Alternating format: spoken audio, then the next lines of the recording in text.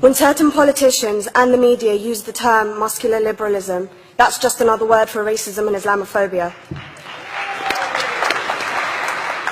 This stance on Islam has led them into primary schools to ascertain why young girls wear the hijab, as it could be interpreted as a sexualization of these young girls. I say shame on Ofsted for victimizing young girls, for choosing to wear religious articles of clothing. There is no such measure made for other religions or other articles of religious wear. This stance has other ramifications. It signals to the British public and emboldens groups such as EDL, BNP and other fascist and racist groups that women are oppressed by Islam, are made insubordinate to the men that supposedly force them to wear it, and that it is the job of the British state to liberate us.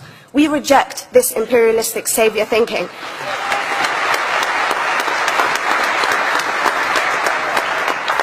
And I am here to state for all people who choose to practice their beliefs openly that we are not oppressed by our faith.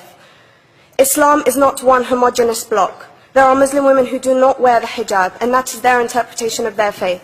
The Quran beautifully states, "La ikraha fid din," which translates to, "There is no compulsion in religion." My faith has given me the right to choose 1,400 years before the Universal Declaration of Human Rights told me I could. A fun fact for you, conference. My dad didn't want me to wear the hijab. I chose to. Those of faith, thank you. Those of faith should have the right to choose to wear their articles of faith. Sikhs wearing the turban, Jews wearing the kippah, or Christians wearing the crucifix. Practicing my right to freedom of expression through the hijab empowers me and other women like me to know that we are able to make decisions for ourselves. Through the hijab, women like me feel empowered to overcome the social expectations of sexualization that is relevant and has currently resulted in many cases of anxiety and worse. I can speak for myself and others like me. At school, I was able to focus more on the thoughts that were running through my mind than how good I looked to the world. The NUT has supported a woman's right to choose when it comes to pregnancy. I want conference to support my right to wear the hijab.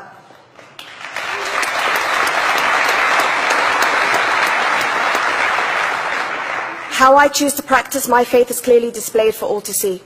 This makes me the target of hate crime.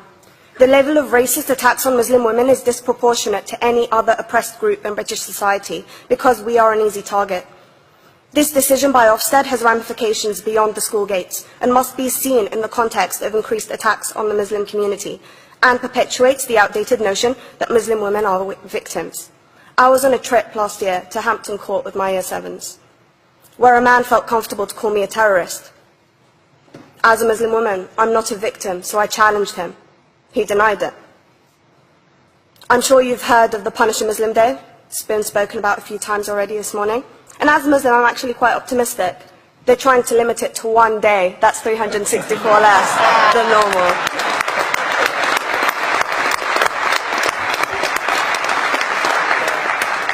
But let's be clear, conference. Islamophobia and other forms of racism affects non-Muslims too.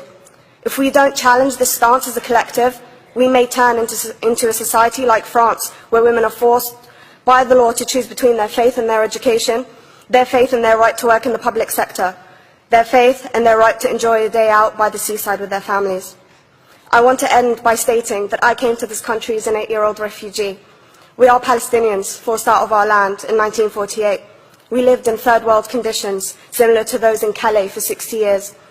Here, I received the support I needed to study law at university and become a secondary school citizenship and PSHE teacher, and a school rep. An injury to one is an injury to all, and I want to thank the Union for its stance on all oppressed groups, in particular mine, Palestine. Thank you, conference. Thank you, Latifa.